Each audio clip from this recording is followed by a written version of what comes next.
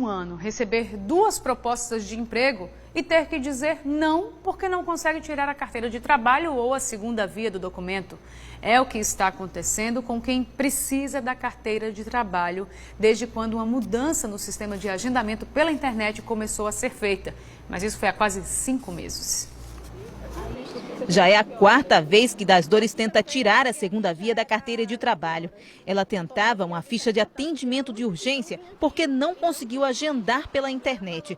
Mas às 7h30 da manhã, todas as fichas já tinham sido distribuídas na Superintendência Regional do Trabalho. Pelo fato de eu não estar com a carteira na mão, eu perdi 2 oportunidades de trabalho, contrato trabalhista.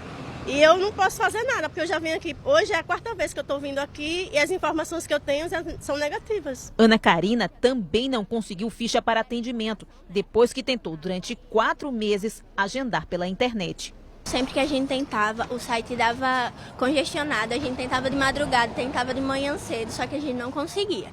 Aí mandaram a gente para Central do Cidadão, a gente foi lá e mandaram a gente para cá. E chegando aqui, disseram que a gente só vai poder fazer depois do dia 18, se conseguirmos pegar a ficha, porque senão só Deus sabe.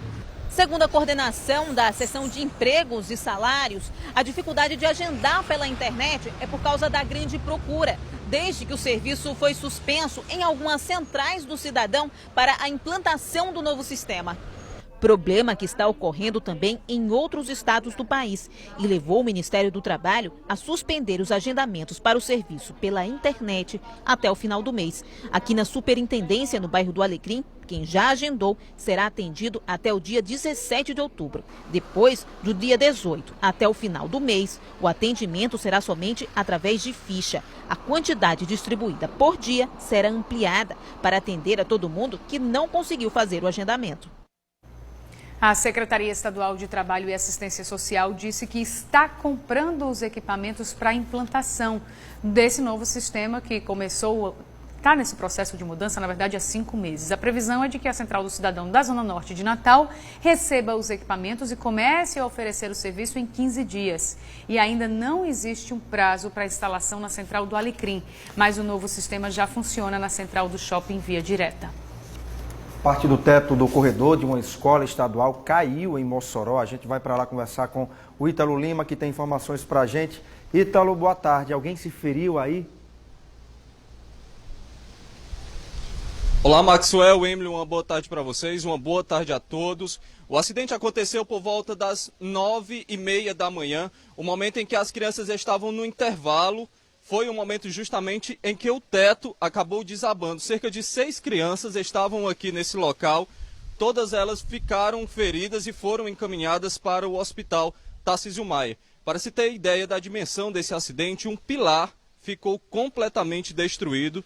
As tábuas do telhado, as vigas acabaram desabando por completo dessa parte aqui da sala.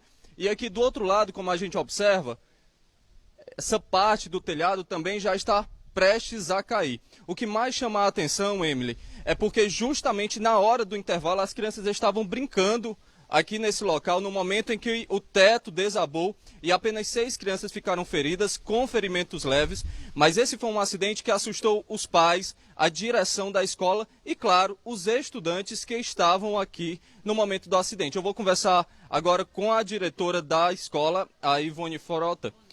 Ivonete Paiva, muito obrigado por conversar com a gente. Esse foi um grande susto para todo mundo que estava aqui na escola. Primeiro eu vejo que foi um milagre, até porque Deus colocou o braço, poderia ter sido pior.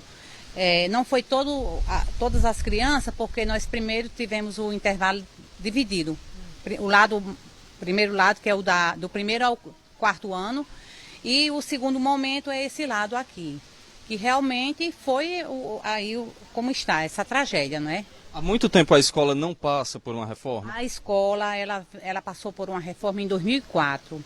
Eu estou na escola, que a diretora faleceu, eu assumi em julho de 2015 e desde o momento eu já comecei a fazer ofícios da situação precária que a escola se encontra, parte de energias, nós temos sempre aquele problema de não ter condições, muitas vezes nos eventos que sobrecarrega a energia, ela não suporta. E eu já fiz vários ofícios. Falei com a diretora, Rina Márcia, ela me falou que essa escola ela está na relação das escolas que vão passar por uma reforma, mas não me falou o tempo. Esse ano, essa escola tinha uma reforma de 2014, esse pessoal dessa empresa veio apenas concluir o que foi que eles fizeram. A parte elétrica, a parte hidráulica e pouco serviço. Nós mostramos essa questão dos pilares, que eles estão todos comprometidos, todos rachados. A gente observa que um deles foi justamente esse que acabou desabando, não aguentou a força do teto e acabou desabando. E eles não fizeram nada com relação a isso, porque eles tinham só que cumprir aquela reforma. Mas diante do que nós sugerimos até a parte da frente, que também se encontra precário, mas eles não podiam mudar, porque a planilha eles tinham que cumprir.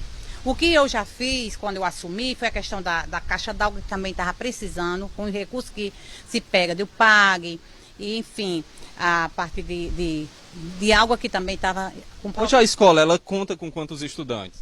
560 estudantes. Como é que fica a situação da escola diante dessa situação daqui para frente, diretora? Esse momento é de preocupação e também eu tenho que dar resposta para a comunidade.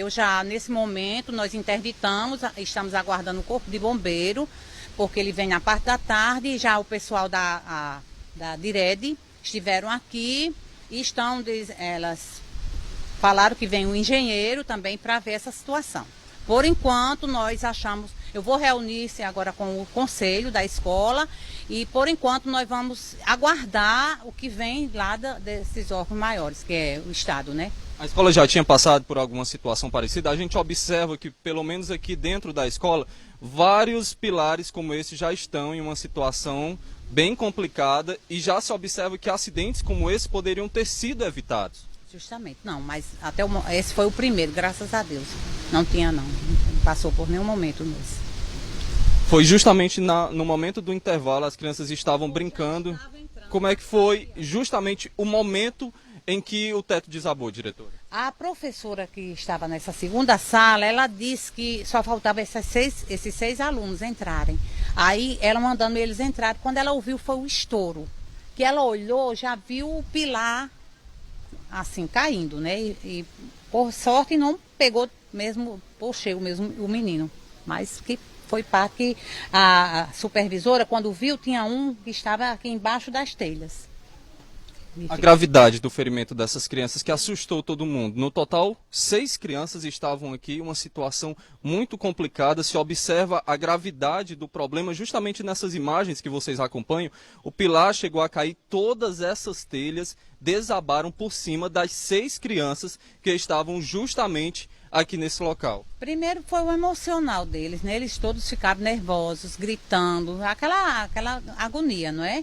Mas, assim, com relação à gravidade, eles estão agora passando por exames, por raio-x. Eu estou aqui na escola, mas o supervisor, o vice está lá e eu não tenho ainda nenhuma notícia de como, assim, o que foi realmente que aconteceu. Ok, diretora, muito obrigado pelas informações. É isso, Emily, Maxwell, a gente tem acompanhado essa situação da escola de perto, um acidente grave que realmente poderia ter sido muito pior, que por um milagre essas crianças acabaram tendo ferimentos leves, já foram encaminhadas para o Hospital Tarcísio Maia e pelo menos por enquanto a informação que a gente recebeu é que o quadro dessas crianças é considerado estável. É com vocês aí no estúdio. Obrigada, Ítalo. Olha, é um acidente gravíssimo e a gente se revolta ainda mais, ele se torna ainda mais grave e revoltante pelo fato da gente ver. É muito claro ver ali que é um acidente que podia ter sido evitado. Porque a gente fala em 6 crianças feridas, a gente torce para que sejam ferimentos leves, mas isso aqui poderia ter se transformado numa tragédia e isso tem culpado. Esses culpados têm que pagar por isso. Isso é um absurdo. 6 crianças aí numa escola que tem mais de 500 crianças, poderia ter sido uma grande tragédia, uma tragédia anunciada, porque a gente vê pela estrutura que está comprometida, a gente vê aqui, daqui a gente consegue ver que a estrutura está comprometida, a própria diretora dizendo que já solicitou que fosse feita a reforma, uma reforma estrutural numa escola que abriga mais de 500 alunos. É inadmissível e é importante que se cobre os responsáveis por isso, porque poderia ter sido realmente uma tragédia muito maior. Repito, a gente torce para que essas 6 crianças tenham sofrido ferimentos, apenas ferimentos leves, mas não diminui o tamanho do absurdo que é um acidente como esse, completamente evitável. E o mais absurdo de tudo isso é que não foi ontem que a diretora da escola enviou um ofício